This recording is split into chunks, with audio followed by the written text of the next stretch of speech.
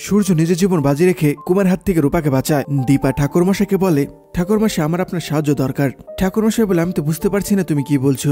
দীপা বলে, ঠাকুরমশাই আপনি মায়ের পুজো করেন আর আমি মায়ের মেয়ে, আমি জানি আপনি আমাকে সাহায্য করতে পারবেন। ঠাকুরমশাই বলে, কি সাহায্য চাও তুমি মা?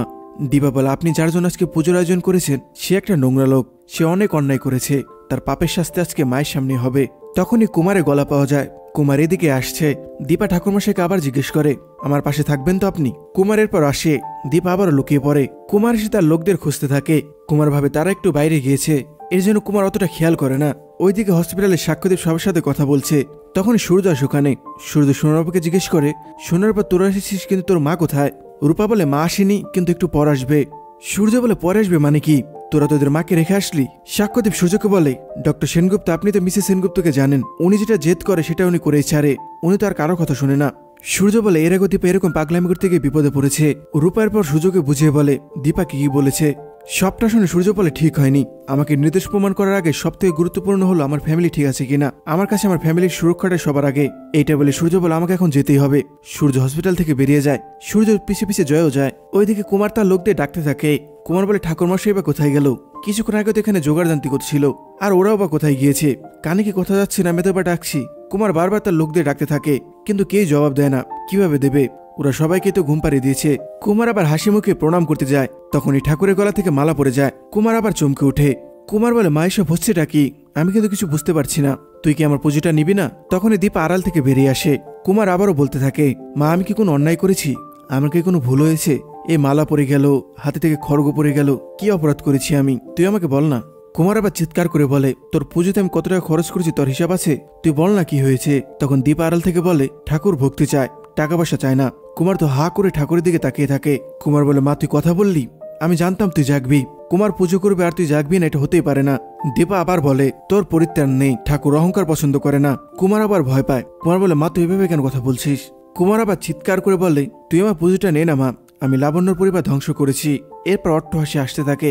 দীপা তখন চিৎকার করে বলে, না পারিসনি তুই, তোর মতো পাপীর পরাজয় হবেই, তোর শাস্তি হবে, তুই বাঁচবি না আর, আজকে তো শেষ দিন। কুমার ভয় পেয়ে যায়। কুমার বলে, মানি না। কুমার চিৎকার করে বলে, আমি জিতবই, তুই আমার সাথে পারবি না, আমি জিতবই, তুই মাটির মূর্তি, তুই আমার কিচ্ছু করতে পারবি না।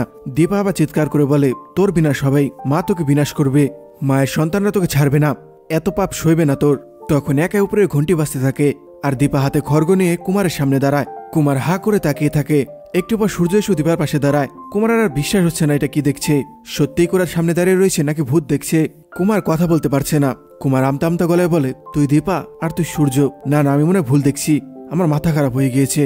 সূর্য তখন কুমারকে বলে, তোর সামনে আমরা দাঁড়িয়ে রয়েছি, তোর ভুল ধারণা ছিল তুই আমাদের শেষ করেছিস, তুই আমাদের শেষ করতে পারিসনি, কিন্তু হ্যাঁ আজকে তোকে আমরা শেষ করব। কুমার মুখ দিয়ে কোনো শব্দ বেরোচ্ছে না।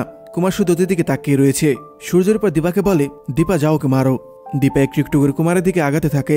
কুমার ভয় পেয়ে একটু একটু করে পিছায়। কুমার ভয় পেয়েছে অনেক। কুমার বলে, না না আমাকে মেরো না। কুমার হাত জোর করে বলে, আমি ভুল করেছি, আমাকে ক্ষমা করে দাও, আমাকে মেরো না। সূর্য বলে, মারো দীপা। দীপা বলে, মায়ের পায়ের সামনে তুই মরলে হয়তো তোর পাপের বোঝা একটু কমবে। এটা বলে দীপা কুমারের মাথায় বাড়ি মারে। মার খেয়ে কুমার ছিটকে গিয়ে দূরে পড়ে যায়। এরপর সূর্যকে কুমারকে মারতে থাকে। কুমার সূর্যকে বলে, আমি তোমার পায়ে ধরছি, আমাকে ছেড়ে দাও, আমি আর কখনো কিছু করব না। সূর্য বলে, ঠিক আছে আমি তোকে ছাড়লাম, আমি তোকে মারবো না, কিন্তু দীপা তোকে মারবে। সূর্য আবার দীপাকে বলে, দীপা মারো ওকে। সূর্য বলে, ওকে আজকে এখানে শেষ করে দেব। সূর্য কুমারকে ঠাকুরের পায়ের সামনে ফেলে দেয়। দীপা খারাতে কুমারকে কোপ দিতে যায়। কুমার ভয়ে একদম গুটিয়ে গিয়েছে। কুমার ভাঙা ভাঙা গলায় বলে, আমাকে ক্ষমা করে দাও, আমার ভুল হয়ে গিয়েছে। সূর্য বলে, ছেড়ে দাও দীপা, ও এমনিতে হার্ট ফেল করে মরে যাবে, ওর মতন একটা সুযোগে মেরে হাত নষ্ট করে লাভ নেই, ও ভয় পেয়ে আমাদের কাছে প্রাণ ভিক্ষা চাইছে। দীপা তখন বলে, মানুষ মারতে তোর একটু বুক কাঁপে না, আর নিজে মরতে এত ভয় লাগছে তোর? ভেবেছিলাম একা আমি তোকে শাস্তি দেব, একা আমি তোকে শায়েস্তা করব, কিন্তু ডাক্তারবাবু যখন আমার পাশে রয়েছে তখন আরো ভালো হয়েছে, তোকে আরো ভালো মতো শায়েস্তা করা গিয়েছে। দেখ তুই ভয় কিরকম কাঁপছিস। সূর্য বলে, ওর এখনো শাস্তি পূরণ হয়নি দীপা, ওর শাস্তি এখনো বাকি রয়েছে, ও জেল কেটে আর শিক্ষা হয়নি। আজকে তো ভেবেছিলাম আমি আর দীপা মিলে তোকে শেষই করে ফেলবো, মায়ের সামনে তোকে কিছু বললাম না, প্রাণ ভিক্ষা চাচ্ছিস তাই তোকে ছেড়ে দিলাম। কুমারের পর উল্টো কথা বলে। কুমার বলে, এক মাঘে কিন্তু শীত যায় না। সূর্য তখন বলে, লজ্জা নেই তোর, এখনো তুই কথা বলছিস? তোর মুখ কি করে সারা জীবন জোর বন্ধ করতে হয় সেটা আমি জানি। এটা বলে সূর্য কুমারকে মারতে যায়। তখন জয় এসে সূর্যকে ফেরায়। সূর্য জয়কে বলে, দেখ মায়ের সামনে এসে পুজো দিয়ে পাপের সেলিব্রেশন করছিল, কিন্তু এখন দেখ প্রাণ ভিক্ষা চাইছে। দীপা বলে তুই তো বলেছিলি আমাদের ছাড়বি না, এখন দেখ তুই আমাদের কাছ থেকে কিভাবে ছাড়া পাস। দীপা এরপর জয়কে বলে জয় ধরো ওকে। জয় গিয়ে এরপর কুমারকে মারতে থাকে। কুমার আবারও ভয় পেয়ে বলে আমি আর করবো না কিছু, আমাকে ক্ষমা করে দাও। জয় কুমার একটা কথাও শুনে না, জয় কুমারকে মারতে থাকে। জয় এরপর কুমারকে ওখান থেকে নিয়ে যায়। দীপাও জয়ের পিছে পিছে যায়। সূর্য দীপার হাতের খাড়া নিয়ে ঠাকুর হাতে লাগিয়ে দেয়। দীপা কুমারকে টানতে টানতে দীপাদের হসপিটালে নিয়ে যায়। দীপা সিকিউরিটি গার্ডকে বলে ভিডিওটা চালু করো। দীপা এরপর কুমারকে বলে এবার নিজে নিজের কীর্তিকলাপ দেখ। দীপা কুমারের সিসিটিভি ফুটেজ চালু করে। ভিডিওটা পেশেন্টের বাইরের লোকরাও দেখে। সাক্ষ্য দেবের পর সবাইকে বলে দেখুন এই লোকটা হলো আসল অপরাধী, সেদিনকে এই লোকটা ওই ঘটনা ঘটিয়েছিল। জয় আর উর্মির পর এক এক করে বলে এই লোকে হলো আসল অপরাধী, আসল শয়তান। দীপা বলে একটা লোক শুধুমাত্র ডাক্তারবাবুকে অপমান করার জন্য, তাকে ছোট করার জন্য এতগুলো বাচ্চার লাইফ রিস্ক রেখেছিল। যে মানুষটার কাছে ফ্যামিলির আগে পেশেন্ট হয় সেই মানুষটারই জীবন শেষ করতে চলেছিল এই লোকটা। জয় বলে শুধু ডাক্তারবাবুকে নয়, এই লোকটা আমাদের পরিবারকে শেষ করতে চেয়েছিল। দীপা বলে প্রমাণ সহকারে আপনাদের সামনেই কালপিটটা রয়েছে, এখন আপনারাই ভাবুন আপনারা কি করবেন ওর সাথে। ওখানে থাকা লোকগুলো বলে ওকে আমাদের হাতে ছেড়ে দিন, আমরাই দেখে নিচ্ছি। কুমার ভয় পেয়ে দীপার কাছে ক্ষমা চাইতে থাকে। ওইখানে থাকা লোকগুলো কুমারকে মারতে মারতে নিয়ে যায়। কিছু লোক দীপার কাছে ক্ষমা চায়। লোকগুলো বলে আমাদের ভুল হয়ে গিয়েছিল, আমরা একজন ভালো মানুষকে ভুল বুঝেছি। লোকগুলো কুমারকে মারতে থাকে। লোকগুলো কুমারকে মারে আর বলে তোর জন্য আমরা একটা ভালো মানুষকে ভুল বুঝেছি, আমাদের ভালো একজন ডক্টরকে তুই ফাঁসিয়েছিস। কুমারকে পর সিঁড়িতে টানতে টানতে নিচে নামিয়ে নিয়ে যায়। কুমার শুধু বলে আমি ভুল করেছিলাম, আমাকে ক্ষমা করে দিন। লোকগুলো কুমার একটা কথাও শুনে না, কুমারকে মারতে মারতে আধমরা করে ফেলে। একজন আবার জুতার মালা নিয়ে আসে। কুমার বলে না না এসব করবেন না। লোকগুলো বলে এটা তোর উপযুক্ত শাস্তি। লোকগুলো এবার কুমারের গলায় জুতার মালা পরিয়ে দেয়। অন্য একজন কুমারের মুখে কালি মাখিয়ে দেয়। লোকগুলো আবার কুমারকে মারতে থাকে। দীপা একা একাই বলে ডাক্তারবাবু আমি আপনাকে বলেছিলাম আপনাকে আমরা নির্দোষ প্রমাণ করব, সেটা আমরা করেছি। রূপা বলে কেউ আর বাবার দিকে আঙুল তুলে কথা বলতে পারবে না। দীপা বলে হ্যাঁ সবাই সবার ভুলটা বুঝতে পেরেছে। তখন ওখানে পুলিশ চলে আসে। সোনাও পাকনামি করে এগিয়ে যায়। কুমার দেখতে পায় পুলিশের কোমরে বন্দুক রয়েছে। কুমার পুলিশের বন্দুক নিয়ে নেয়। কুমারের পর সবার দিকে বন্দুক ধরে। কুমার বলে কেউ আমার দিকে এগিয়ে আসবে না। কুমার দেখতে পায় সামনে সোনা দাঁড়ানো। সোনাকে কুমার ধরতে যায়, তখন রূপা সোনাকে সরিয়ে দিয়ে ওখানে দাঁড়ায়। কুমার রূপাকে বন্দি করে, বন্দুক ঠেকিয়ে রাখে রূপার মাথায়। এই সবকিছু হয়েছে শুধুমাত্র সোনার জন্য। এই মেয়েটা সবসময় বাড়াবাড়ি করে, শেষ মুহূর্তে পাকনামি করতে গিয়ে সবকিছু শেষ করে দেয়। কুমার পুলিশকে বলে এইখানে আমাকে ধরতে আসলেই আমি ওর মাথা উড়িয়ে দেব। দীপা চিৎকার করে বলে কুমার আমার মেয়েকে ছেড়ে দে। পুলিশ কুমারকে বলে আপনি কিন্তু ভুল করছেন। কুমার একটু একটু করে রূপাকে নিয়ে দীপার সামনে যেতে থাকে। কুমার দীপাকে বলে ওস্তাদের মাস শেষ রাতে আমি তো রূপা তোকে খুঁজছিলাম, এবার আমি তোকে শেষ করব। সাক্ষ্যদেব কুমারকে হুমকি দেয়। কুমার ভালো মতো বলছি ছেড়ে দে। কুমার বলে এক পা আগাবি না, তাহলে কিন্তু ওর মাথা আমি উড়িয়ে দেব। সূর্য ওখানে চলে আসে। সূর্য তো রেগে আগুন হয়ে রয়েছে। সূর্য বলে ওকে আমি শেষ করে দেব।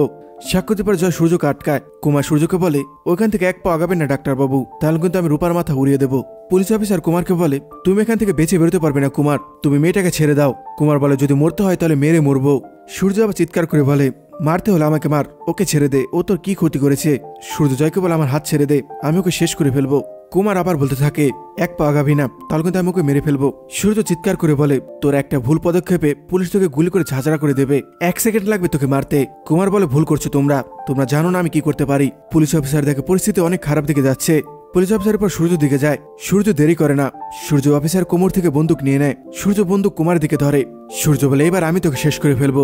সূর্য বলে অনেক ভুল করেছিস তুই, তোকে শেষ করতে আমার 1 সেকেন্ড লাগবে। কুমার সূর্যকে বলে সার্জারি করার আর গুলি চালানো কি এক ডাক্তারবাবু? এইটা শুনে সূর্য বন্দুক উপর দিকে করে ফাঁকা গুলি করে। কুমার ভয় পেয়ে যায়। পুলিশ অফিসার সূর্যকে বলে ডাক্তারবাবু আইন নিজের হাতে তুলে নেবেন না। সূর্য চিৎকার করে বলে ডক্টর সূর্য সেনগুপ্ত তার পরিবারের জন্য সবকিছু করতে পারে।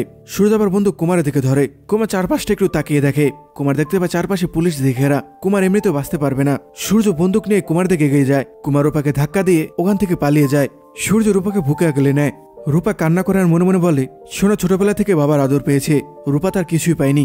রূপা ছোটবেলা থেকে অনেক কষ্ট করেছে, তাই রূপা সব সহ্য করতে পারে। রূপা মরতে মরতেও নিজের খেয়াল রাখতে পারে। সোনার পাশে মায়ের দরকার হয়, কিন্তু রূপার কাউকে দরকার হয় না। ওইদিকে কুমার সিঁড়ি দিয়ে নামতে নামতে বলে কুমার কারো হিসাব বাকি রাখে না, তোরা সবাই দেখে নিস, আমি তোদের পরিবার ধ্বংস করে দেব, কাউকে ছাড়বো না আমি। সবার কপালে আবার চিন্তার ভাঁজ পড়ে, কারণ কুমার পালিয়ে গিয়েছে।